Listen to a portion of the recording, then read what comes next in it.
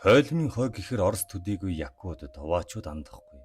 Учир нь 1930-аад оны хилмигдүүлэлтийн жилүүдэд Монголын олон зуун бурайд ирчүүд Койлмид зүлэгдэн Сибирийн хүйтэн өлсгөлөн хоёрт амь тавьсан болохоор тэр Койлмид зөвхөн цаатангууд л амьдарч иржээ. Тэд бол Эвенкүүд. Битүү засаар хожигдсан хөвч тайг бөгөөд хүйтний ирж дээд тал нь хасах 70 хэм хүрнэ. Эвенкчүүд цаа бууг маллаж нүүдлэн аж төрдөг.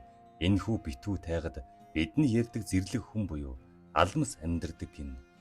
Ялангуяа Койлмын их намхтай хөвч тайгад одоо хүртэл алмас байдаг тухай энэ нутгийнхан ярьцгаадаг. Зас их унсан нэгэн өвөл өвгөн цаатан хэдэн 10 цаагаа маллаад Койлмын голын дээд биеийн битүү тайгад цорганцаран өвлжиж байжээ. Нэг орой нохтон жигтэйхэн боргож босож гүйлдээд цаа буугийн сүрэг нь өргөж бүжигнаад явчихав. Өвгөн анчин хөвчийн бавга ичинээсэн гараад ирсэн болов уу гэж санаад буугаан сумлан гарчээ. Гэтэл баавга биш 6-7 дохоо өндөр том биетэй. Бүх биеэр нь өтгөн ус бүргсэн хоёр амтан зогсож байх нь тэр. Алмас болохыг өвгөн таамаглаад тэднийг догтон ажиглавал өөрт нь муу юм хийх бодлоггүй өөдөөс нь том гэгчийн номхон хүрэн нүдээр ширтэнэ. Битүү бараан үс дайхны наагур унжиж сунайсан хоёр том хөхтэй амтан нэг гартаа том твэрснийг үзвэл зулцах нь бололтой. Алмсын зулцах гэгч нялх хүүгчийг шарлаж байв. Энэ нялх хүрн өвдөөд хүнээс тусламж ирэн энд иржээ гэдгийг өвгөн ойлгожээ. Өөригөн болон бусдыг өв сурамлаар эдгээс сурсан хөгшин анчин зоригтой эрэмгийн хүн байсан тул өөрөөс нь аврал ирж орцных нь гадаа ирсэн хоёр алмсаас айж имээлгүй явж очиод нялх зулцгийг навбал амьсгалан дасалтаж амьсхаатан халуурчээ. Зулцгийг тврээд орцсондоо орох агшинд нөгөө хоёр эцэг их алмас ямар нэгэн хөдөлгөөн хийсэнгүй. Өвгөн уртсандаа ороод алмсны төлийг имчилж эхэлжээ. Өвсний ханда буцалгаж аманд нь зотгов. Талуун шатаж байгаа биеийг нь цааны хүдсэнд ороож хэвтүүлв. Энэ зур түүний хальт анзаарахуд хоёр алмас уртсны үүд хаасан баавган том өрсийг хальтхан яраад дөрвөн том нүдэрийн өвгөний хөдөлгөөн бүрийг ажиглаж байсан гин. Анчин өөрийнхөө чадах мэдэх бүхнийг хийсээр 3-4 хоноход алмсны хүүхдийн халуун буурж идгэрчээ. Энэ хідэн хоногт нөгөө хоёр алмас түүний уртснаас холдолгүй ойрхон хоноглож байв. Хідэн цагаан эргэж тойрж явах үед алмсуудын том мөр харагдахаагаад ойролцох модонд эргэлдээд байсан бол тэр хідэн өдөрт бараа сураггүй алга болжээ. Бодвол авраг биет хоёр засны хүн хүмүүсээ дүүлж зайлсан бололтой.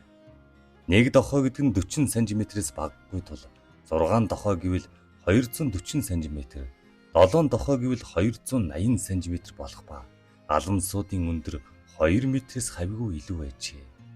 Алмсын хүүхэд ачирхан болов ширэлцэн битүү бараан шаргал дүүсээр бүрхэгдсэн бөгөөд халуун нь бууж цааны өтгөн сүүхэд ховх сорно. Чансан мах хөхөд идэхгүй мөртлөн түүхийн махыг хоромхон зурч ажилгүй шахам залгина. Алмсны үр зулцах хэдийнэ эдгэрсэн тул өвгөн цаатан уртснаасаа тэрвэрж гарахад өнөө хоёр модны дэргэд сэрэмжлэн хараад зогсож байв. Өвгөн тэр хүүхдийг засан дээр тавихад эцэг хийгийн үдсэн зулцах сарвалзан хөрхрөн шарлахад дэлэн хөхөн унжуулсан их алмсан хэдхэн хараагаад үр төлөнд тэрвэрэн авчээ. Анчин хөгшин уртсандаа ороход тэдгээр алмас сонин бүглүү сөөнгдүү хоолоогоор хөрхрөн архиж байсан гэдэг. Эхтэн засны хүмүүс их баярлан талархаж байгаа нь илт гараараа нь таллаж байв. Зулцгийг нь эдгэж чадаагүй л тэр алмсууд цаатан өвгнийг яах ёсныг хинж таашгүй. Азар алмсны төл идгсэн байна. Маргааш өглөө нь өвгнийг орцснаасаа гарахад гадаа нь өгсөн хандгай хэвдэж байсан ба мөнөөх алмсууд түүнийг авлаад хүүхдийнх нь эдгээс нь талархал илэрхийлэн эдэж төхөөрж өгсөн тэр бололтой. Ерөөсөө тэр өвөл хавар өвгөн анчинд ан хийх хэрэг гарсангүй.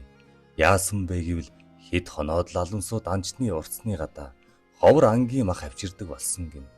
Өр амтан гэдэг зэрлэг байна уу, адгуус байна уу, араатанч байна уу бурхнаас заяасан инстинктийн дагуу их хүнтэй адил үрдийн хязгааргүй хайртай байдаг.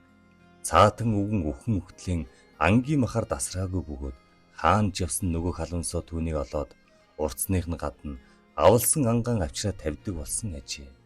Харин өвгөн анчин өөд болтлон алмсны үр төлийг эдгээсэн тухайгаан мужийн захиргааныханд хилэлтгүй даснууж байв. Товаа Якутын ард түмэн Аламсны нэгэн төрлийн амьд шүтэн гэдэг бөгөөд түүнийг харсан хүн хойд насндаа диваажинд очдог хэмээн ярилцгаадаг.